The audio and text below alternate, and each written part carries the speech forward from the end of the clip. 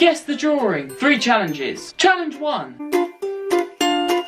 It's a type of fruit. Next challenge. It's another type of fruit. The red thing's a stalk, and those round things are purple. Let me know your guesses in the YouTube description.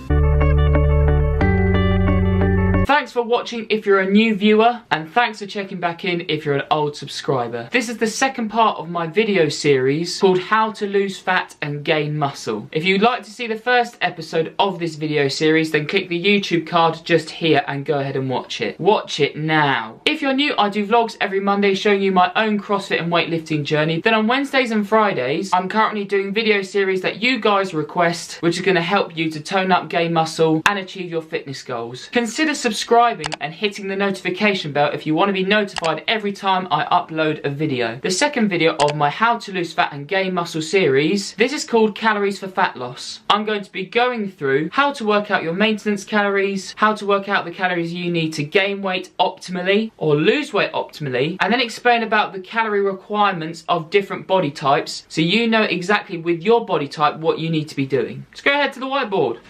Let's meet Jeff. I've told my sound desk man, Jeff, that a lot of you like him. He's really thankful. Can you tell I'm an artist? This is my version of a human being. Jeff is your typical male, and he needs 2,500 calories to maintain his weight each day. This means he needs 17,500 calories across a whole week in order to maintain his weight. I say that because if some days Jeff goes out to eat and he consumes 3,000 calories, that will just mean on other days he needs to bring his calories down per day. So if he's increased his calories to 3,000, that's an additional 500 calories he's had on one day. What he could do for the 2 days after is bring down his calories by 250. So that'll be 2,250 calories for the next 2 days, and 250 calories times 2 days equals the 500 calorie increase Jeff had on the other day. So his weekly intake still equals 17,500 calories. Now if you're somebody who is much more lean and wanting to gain muscle, what you need to be focusing on is gaining weight slowly and optimally in order to optimize muscle growth and minimize fat gain. As a natural human being, not using drugs, you will gain a little bit of fat. You need to accept that, and that is fine. And to do that, you need to add 250 calories to your maintenance calories per day. So Jeff would need to start eating 2,750 calories per day in order to increase his weight by 0.5 of a pound per week. Because 1 pound equals 3,500 calories, and 3,500 calories spread across a week is a 500 calorie increase per day. I prefer doing half a pound a week. This will minimize fat gain, and doing 1 pound per week, which is 4 pounds per month, is a little bit on the fast side in my opinion for a natural athlete. If you're a person who's wanting to lose weight, I'd recommend losing between half a pound to 2 pounds a week in order to retain as much muscle mass as possible and optimize fat loss. In order to lose a pound a week, you need to do the reverse of what I was explaining earlier. So 3,500 calories equals a pound of fat. You need to minus 500 calories from your maintenance per day in order to lose a pound a week. So Jeff be intaking 2,000 per day. From my experience as a nutrition coach and from dieting myself, doing a 500 calorie decrease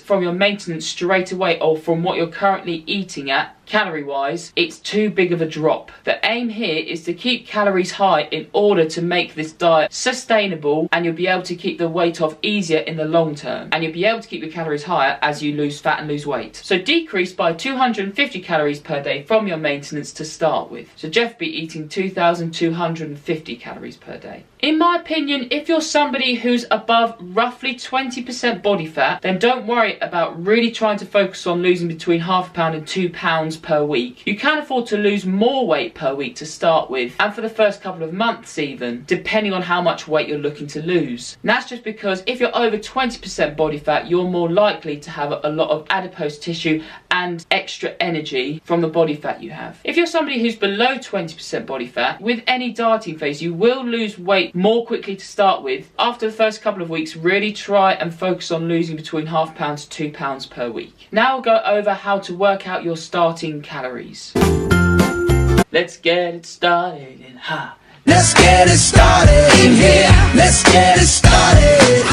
I'm not doing that song any justice. To work out your maintenance calories, I'm going to leave this equation in the YouTube description if you need to refer to it, but I'll go through it now and I'll use my metrics as an example. So to work out your maintenance calories that you need to maintain your weight if you're completely sedentary every day throughout the week, this is called your basal metabolic rate. For men, you need to do 10 times your weight in kilograms, then add 6.25 multiplied by your height in centimetres. Then deduct from that number 5 times your age, and then the final figure add 5. Females, you're doing exactly the same thing, but only this time, with the final number you have, don't add 5 minus 161. Here's me when I was really thin and didn't eat much at all. Here's me now. Want a transformation like that? I could be your online coach. Details in the description down there. Send us an email. My current weight is approximately 75 kilograms, so I'm going to do 10 times 75 kilograms, which equals 750. My height currently is 178 centimetres. I wish it was more. I really want to be 6 foot. So to that number, I'm going to add 6.25 times 178. So 1,112.5, add 750. Then finally, my age is 22, and I'm going to times that by 5, which gives me 110. So those two first numbers minus that last number, this gives me 1,752.5, and then add 5 to that gives you this number. Now check out this chart.